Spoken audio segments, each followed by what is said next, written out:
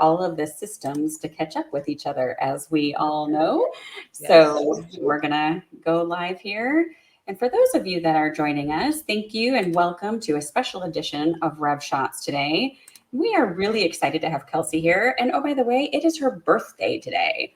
So thank you for joining us on your special day. And I think we should celebrate birthdays almost like the whole month, right? So Okay. today, it's a month. It's a whole month. Let's do it. Yeah. So thanks for joining, everybody. Again, just to reiterate, I'm Dion Major. If you haven't connected with me on LinkedIn yet, or Kelsey, please make sure you're doing that now. We'd love to help and talk with you about anything that's top of mind for you that we can actually be of assistance with. And really quick too, to reiterate, the purpose of Rev Shots is to talk about the one thing that's top of mind going on within our clients or within our guests' client world, right? Because we want to focus down and bring focus and clarity to ourselves. And talking about one thing at a time is really hard given typically where we're at.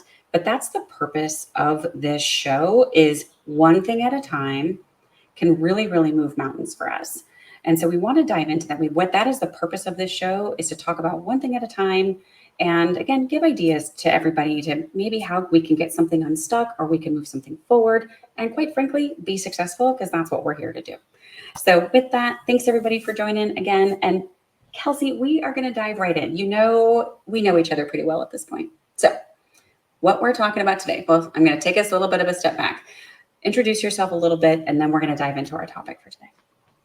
Oh, cool. So I'm Kelsey Galarza. I am located in Southern California. I'm an independent marketing and sales ops consultant, among other things. So I work on product management, product marketing, sales ops, marketing ops, kind of everything you can do in the world of go-to-market is kind of, I have 25 years of experience in doing all of the things, and I like all of the things. And so Right? being a consultant allows me to play in multiple camps.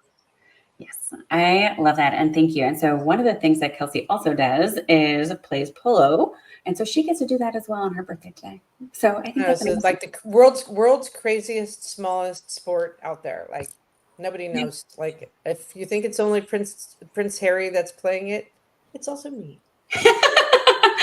You are in great company, right? I can't wait to Right? meet you for one of your tournaments. So, or just in general, it'd be so much fun to go. So fun. All right. So what we're talking about today and this special edition is coaching. One word, super simple, coaching. And when you're talking with folks, what are you hearing people's reaction?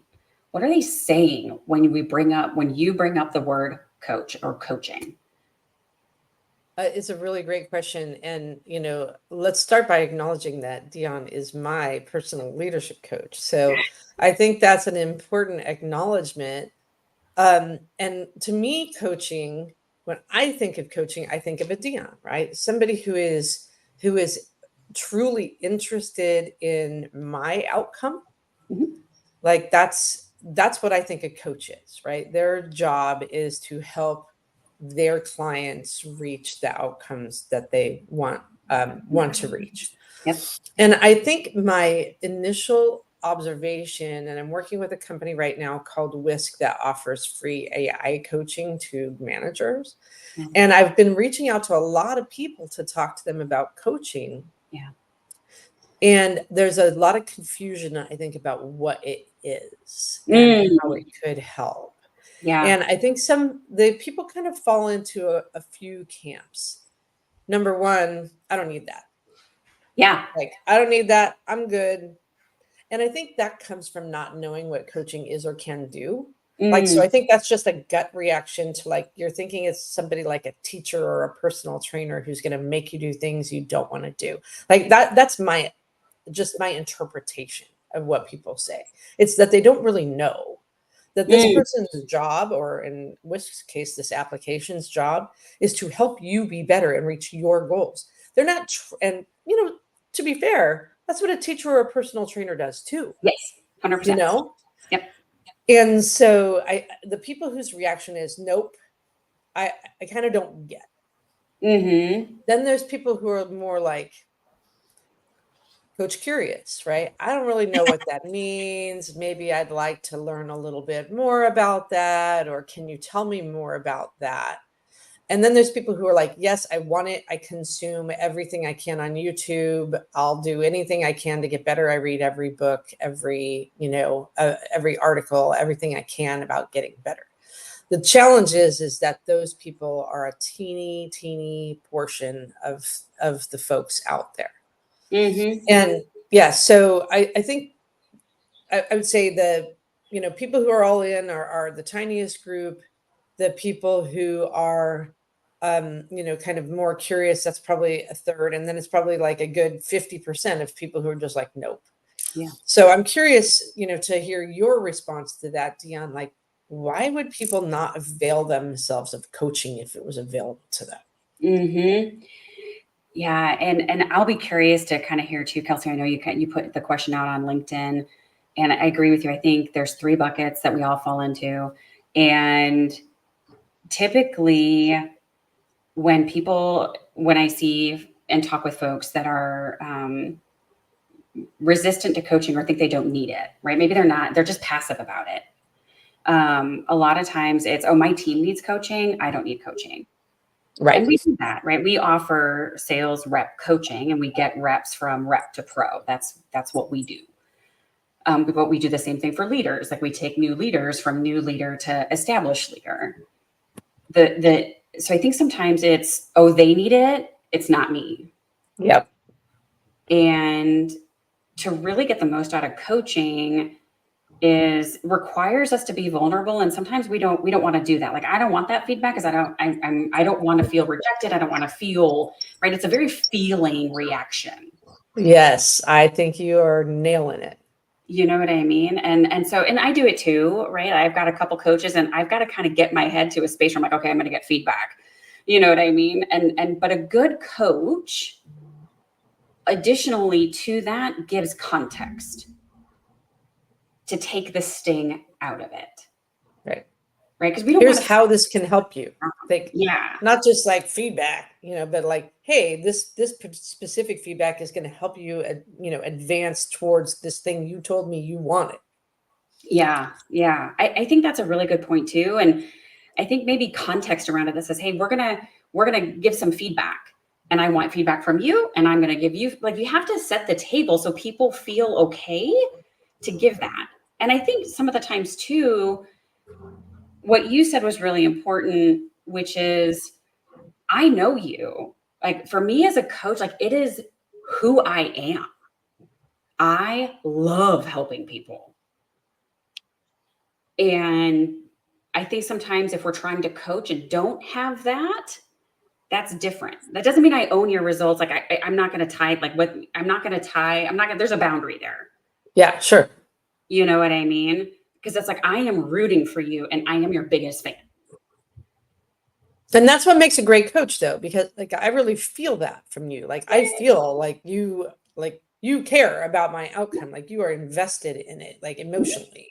Yeah. And that really comes through. And I think that makes a huge difference. So for a manager, like somebody who has a direct report relationship, I think that love and enthusiasm needs to come through more than the boss, right? And I think these are the things that we're seeing. Like, if you watch any TikToks, or if you look at any, feedback, especially from, Gen Z and millennials, they really want feedback. They Yes. really do. Yes. But they need it, as you pointed out. Like, they're vulnerable. They don't want bossy feedback. They want Yeah. We don't need to feedback, hammer. like, Yeah. right? They don't want the hammer. The hammer is not going to help you get the most out of those people. It really won't. Right. And so, the feedback and the coaching needs to come from a place of, like, I use the word love, but I mean that in the professional way, right? Like, I would love to see you advance in your career. I would love to see you excel on this team. I would love for you to be your best self in this role. Yep. And if a manager can't do that, maybe they got the wrong person, right? I mean, you really should be genuinely interested in your team being successful. Mm-hmm. So that's a really good point too. I know some people don't like the word love, right? But I think love is. That's why I was kind of like air quoting that. Yeah. But I hear you. And I don't know. My response to that is, love is a verb. love is not passive. Right. Right. Number one. But I mean, I think too, another word is like compassion and empathy, where we can't do it for people. And so do you think people get confused between telling people what to do and we give our team training all the time, right? Which is fair. And companies have done a really good They job do. with that. Mm-hmm. Right. But I think what's missing and what we find is missing is the implementation. It's always about execution and implementation. Right. And sometimes people just need to talk it out. Right. Million And percent. sometimes what's missing is, yeah, we're doing training, but we're not doing a teach back. We're not doing a, hey, what'd you hear me say? Or, hey, how do you think you're going to use this? Like, we're not asking the reinforcing questions. So do you think, like, talk a little bit about that gap? So a mutual friend of ours, the fabulous Amira, she was the best. Yes. And I hope you're listening, Amira. We love I you. know, right? She's the best at coaching a team, like beyond training. Yes. And she's so good at it that the results speak for themselves. And I That is think true. people who are her leaders and managers, they may not know that that's how she's making numbers happen. Yeah. But that's how she's making numbers happen, is because she's coaching people beyond the skill set that they came with. Yes. It's more than training. But Yes. so she does train hard skills, Yep. but she also magnificently trains soft skills, including things like business acumen, which I Yes. find like, especially in a sales organization, a little bit of business acumen goes a long way, and a good amount of business acumen will take you all the way. Yeah. And that's not something that is easy to teach, but that's why she's so good at it, right? So she can help the people that you talked about context a minute ago. Yeah. She can help people that work with her understand the context of when to apply what they've learned and how to apply it. Mm-hmm. And that is just a difference maker, Yeah. right? And doing it in a way that is love, in the air quotes way, Yeah. which Yeah. is to say she loves to see them excel. She knows that seeing people excel is good for her as well as them, and has a Mm-hmm. truly vested interest in that. Is an absolute difference maker. And if you've watched somebody like her do their job, Yeah. and there are many Amiras out there, Yep. if you watch somebody like that do their job, it's like a different thing Yeah. than some of the other managers you see. Yeah. It's a breath of fresh air and very inspiring. I think too, what you said there, Kelsey, was really important, which is it's the how. Right. We can look up anything these days. We're not at an information deficit for sure. That's for sure. Right. And I think, I don't know about you, but when I went to market, and even as a practitioner in my career, and I, like you, have been doing this for 25 years, people simply need to talk it out. They need to recognize, they need to kind of figure out how to do it. Like, how do I use this at the end of the day? And so many times you and everybody else, like, Dion, you're like a therapist. I'm like, yes, I am. Because I know sometimes that's what I don't need you to tell me what to do. I can figure that out. Maybe I do if it's something brand new, right? But again, I can probably look that up. But what I need is to talk it out. So do you think, like, if that's one of the keys to coaching is letting people talk it out, what do you think is, like, how do you get managers to coach and get that mindset that my team needs me just to listen? Is that kind of what we're talking about? That's what we're talking about. And I think, like, that's one of the challenges that we're having with this WISC product is it's totally free for managers, but people aren't signing up in droves like I thought they would, because I think they fear that people are going to see that deepest worries and concerns about themselves. So I think a manager who's going to be there to listen needs to make sure it is truly a safe space. Like, I mean it. Like, I trust that you're not going to go, telling everybody and their brother about, things that I have challenges with. Correct. For the record, time management is one of them. And now I'm telling everyone, it's not a But I secret did. anymore. But but you didn't. But so, like, if what somebody's challenge was something that was deeply, they felt like it was a personal flaw, or Yeah. that they felt like they should already know how to do that thing. Yep. Like, I think it's really that one. That's probably one like, hey, if I had to admit, like, I don't know how to read a chart very well, or Yep. I don't really understand how EBITDA works. Yep. Like, those are things, if your job, and by the way, neither of those things are true for me, but if those were things that you needed to do to know, and it was your job to know so, and you felt like, oh my gosh, these are things I don't really know, you're right. You can go and research that information all you want, but you need context of how to Yep. apply those in your business. Yep. You've got to feel safe going to your manager or someone in your organization and say, look, I need to talk this out, to your point, and I need your help. And that needs to be safe. Yep. And it needs to be safe. And so there has to be people in your organization who are open, willing, and they understand that coaching is part of their job. Yeah. Because if somebody came to me with a question like that, I would feel so happy and proud that they came to me to ask that kind of question. And I would be overjoyed Yep. to try to teach them stuff like that, because it's like, let me help you. Yeah. Right. And I Yeah. don't need to run around telling everyone they didn't know that. Right. I just need them to know it. If they don't Yeah. know it now and it's part of their job, let's Yeah. help. But I do think there's a fear factor. That's my thought, is there's a fear factor. Yeah. Yeah. Everything you just said is really, really impactful. And a couple keywords are kind of floating through my head. Time, right? Maybe sometimes folks don't Yeah. coach because I think it takes longer. But I think too, dignity, right? To what we're talking about is I can still be I'm very fierce. I can be very direct, like freaking get your stuff done, right? Grr. But again, you have to have a relationship. So people are like, hey, why are you mad at me? Right now, I'm going to give some context. My 15-year-old daughter does that. And sometimes, let's be honest with ourselves, we all act like the 15-year-old teenager right now. So part of it is not taking it personally. Part of it is relationships are bi-directional, right? And so I need to look at whoever's giving me feedback, whoever that is, whether it's my boss or mentor, and be like, okay, I need to think through like, oh, this is them. Like this is their persona. I need to listen to the words and hear past emotion. Yes.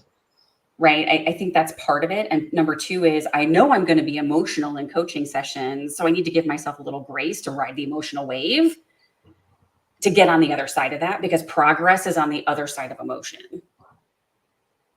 I totally agree. And I think I recently had a conversation with somebody who's kind of a big deal. Ooh. And I was a little bit nervous about that. And I was a little bit afraid this person didn't like me. Oh. And I was nervous about that. Yeah. And I was afraid of my emotions kind of getting in control. Mm-hmm. And I knew this was an opportunity for this person to coach me, who, like I said, is kind of a big deal. And I wanted to make sure I was ready to receive any feedback, good, bad, or indifferent. Yep.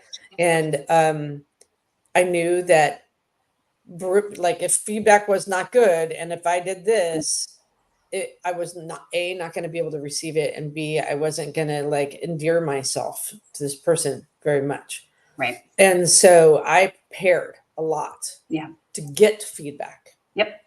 Yep. How did you do that? I made sure that I understood all of the places this person could be coming from. Mm-hmm. Like I researched like the background of like, where could this feedback be coming from? I wrote down some bullet points for myself about, maintaining control of my emotion and making sure that I remained open. Mm-hmm. I kind of just made sure that I wasn't butting up one meeting up against each other. So I had a minute to get a glass of water and prepare myself mentally and emotionally. And man, it couldn't have been any better. Awesome. I was absolutely like gobsmacked with the outcomes, and really positive conversation and some great coaching and feedback. And I really like a give and get. And I really felt like that could have gone differently had I not prepared myself. And so I think it's important to prepare to give feedback. I think it's important to prepare to get feedback. Mm-hmm. That's amazing. And again, it's wrapped in that dignity and it's wrapped in being prepared. And I think the prepared piece, if I had to think in tiers, right, is to what you were saying is we know we're going to be emotional, and to combat emotion and feeling, we need process. We need to get our thoughts out of our head and down on paper. Right. And so once we kind of set the stage for that, it sounds like you were in such a great space, and it sounds like it was a great conversation. Yeah, and I totally credit it to have being prepared. Yeah. Like, I think it could have gone differently. Yeah. And so I was really super pleased and excited. Yeah. So it was really great. Let me like wrap these things together for Yep. everyone for what I think of, and you and I have talked about this before. But why does all of this matter Yep. in the grand scheme? Yep. And I'm sure you're going to say the same thing, but in my experience over the past now 8 years consulting with multiple clients, I can say this like 100% certainty. I believe this in my core. Like anybody else, like, fight me on this. The outcome of any strategy, I don't care how great your product is or how poor your product is. I don't care what kind of tech you have. I don't care what market you're in. Your people are sincerely making it happen or not. Yep. How you organize them, how you prepare them, how you reward them, especially how you reward them, how you treat them, how you don't treat them. These are 100% fundamentally making the difference in your business. And again, fight me if you don't think that's true. Like, I suppose like an open AI, like Sam Altman might say, we just have the greatest product and it's going to take off regardless. Nope. He had the best engineers building that stuff. Right. But when I look at startups and software companies, they could have almost the same product, or they could be serving the same market, or they could be in the same stage of development. But the kind of people and the culture they have of collaboration or not, of communication or not, of customer focused or not, and how the individuals in the organization react to those elements makes or breaks it. React. Thoughts? Absolutely. And we've said that 1,000 times. We are in the people business. We are not in business, right? It's always about the people at the end of the day. And yes, 100%. So that's why too, we just delivered a keynote, and we do workshops on identify, specify, testify. To your point of driving that alignment, because there's a bunch of research done by Gallup that talks about, I think the employee engagement rate is anywhere between 21 and 23%, meaning our teams don't trust their leadership, right? They're non-existent, they're not coaching, whatever the case may be. And so we need to engage, right? Because it's costing everybody millions of dollars. Billions. Yeah. Billions, right? Come on. And so I 100% agree with you on that. It's all about the people, and it's about setting up a system with that. And a lot of that's what we do. Like, again, we're coaching a few organizations right now and building their leadership and sales system. And I share with them, I go, listen, this is the hard part. You have to set up the system, and it's going to take 6 months because there's a lot of pieces to it. And it's going to take 6 months, and you're going to repeat yourself, and you're going to repeat yourself, and you're going to repeat yourself, and you're going to repeat yourself. But then you move into coaching. Whereas if you're going to roll something out to your team, you're going to give them 3 times to learn, right? All that good stuff. We're going to deploy adult learning theory. But after a certain point, if that person isn't embracing the new process, now you switch to coaching. If they come at you with a question, it's, hey, remember we did a training on that. Please go watch the training and come back to me with an answer.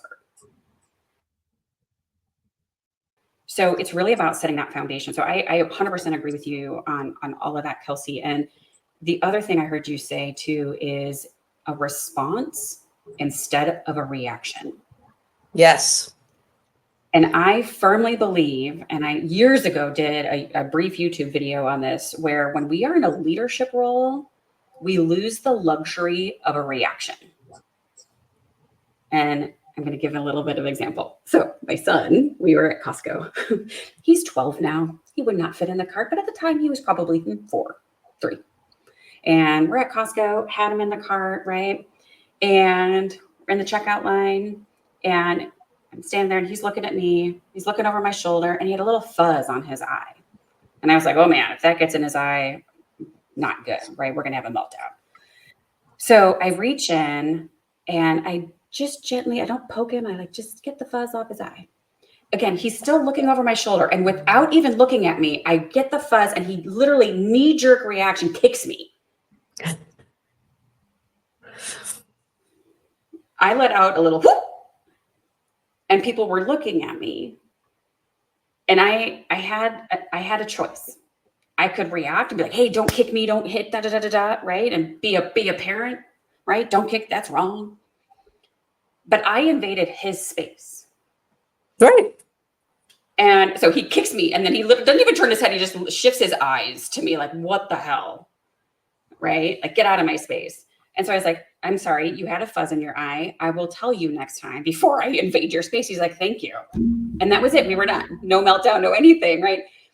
But again, I think in certain situations, I share that example to say, again, as leaders, we lose the right and privilege of reacting. We must have a response and set the emotional temperature for our team because we are the thermostat, not the thermometer.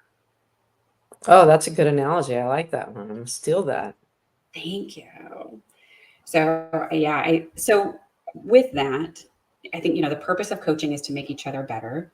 The purpose of coaching is to make our team better. Now, I don't think it always has to be our manager. Maybe it could be an outside mentor. Yeah. But talk a little bit about that, a little bit about Whisk, talk a little bit about what you think people should do next if they're interested in getting coaching or coaching. Well, let me talk about Whisk first, and then I'll talk about what else I do for coaching besides Dion. So Whisk is an AI coach for managers. It's totally free. I'll put the link in the chat here. Yep. And the objective is that Whisk is ultimately going to be offered to organizations to help their managers help their teams. Because just like if you've ever used any AI chatbots like a ChatGPT, it does better than just waiting for you to give it a prompt. It prompts you. So it says like, what do you need help with? And it gives a few examples. And the first one I picked was, I need help delegating. It's something that I know that I am poor at because I'm one of those people who says like, I'm really good at this. I need to do this myself. I can do this better and faster than the next person. Why would I try to train someone else when I can do it faster? Right? I realize this is a challenge. Again, like, hey, I'll tell everybody everything. You can't, I can. And so I told Whisk, like, this was my challenge. And so then it gives me some things to try. It comes back and asks me, did I try it? How is it going? It gives me next steps. So it really acts like a human coach without being a human. And it's totally private and secure. And so I really, and I think this is one of the challenges, like I said, people have to put in their business email and I think they think their bosses are going to see it, but they're not. Got it. So you can say like, I don't know how to delegate and I have one-on-one on Monday and I'd like for somebody to help me with this project, but I don't know how to do it. You get real good feedback like you could from a person from a system that's been trained specifically on this kind of information. So that's what Whisk is and does. And so I use that for myself as well. I used it recently. Besides for the delegating example, I had a project that stalled because a client didn't have a project owner to keep it going. It was really, I've talked to you about this. Yeah. Really challenging situation. And it gave me some ideas of like how to close out the relationship in a positive way. Yep. But so, I like to use all tools. So I have a human, I have my Dion, I have my automation, I have my Whisk. And I also have a number of books, YouTube videos, articles, and so forth, where I can collect information to see if it'll help me move forward. And that combination really works. And I think everybody who can should avail themselves of the combination. But even if you have, no, if you don't have any resources to hire a Dion, you can use a free tool like Whisk, and you can avail yourselves of articles, books from your library, audiobooks when you're driving, YouTube. There's great YouTubes that I listen to when I'm driving long distances. I don't watch them. I promise I don't watch them. But help yourself, help your team. I think that's what I would say. I love that. I love that. Agreed. So everybody, we'll send out a post. I know Kelsey will send this out as well, but we'll put this recording is available on the Revenue by Design LinkedIn company page. We'll repost it everywhere, but we'll send that out to everybody who needs it. Try Whisk, get some help, go from there. If you haven't, make sure you're connecting with Kelsey. Make sure you're connecting with me. If you're in Southern California, we have an executive peer group. You're more than welcome to join us. We also have some virtual peer groups joining or spinning up as well across the country to the tune of about 8 over the course of the next 3 months. So we got you covered if you're looking for some help. Dion's very busy. So join her wherever and whenever you can. It really makes a difference, and you'll have a lot of fun too. That's the name of the game, Kelsey. Likewise, thank you so much for joining today. I know it was such a good conversation, and I look forward to talking with you soon. Happy birthday. Always a good time. Thank you. Oh, thank you. Yeah. Absolutely. I've been playing polo this weekend. I look forward to hearing about it. All right. Take care. Bye. You too. Bye.